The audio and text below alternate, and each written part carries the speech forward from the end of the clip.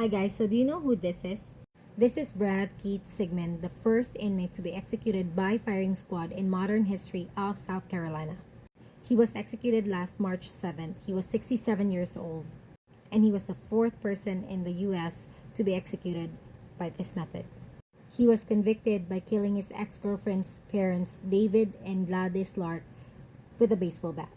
This was in 2001 in Greenville, South Carolina, where he plotted to kidnap her and kill himself after.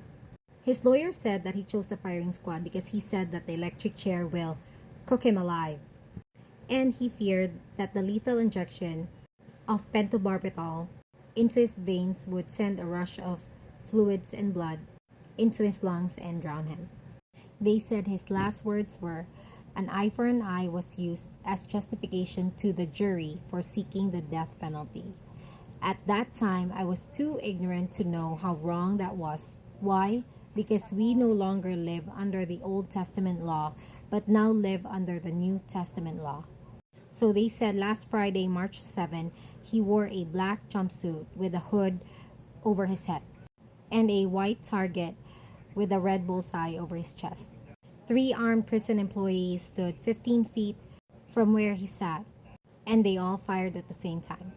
So I found out that going forward, the court will allow an execution every 5 weeks. And in South Carolina, there are 28 inmates that are in death row, including 2 who have exhausted their appeals and awaiting execution. And this may happen most likely in the spring.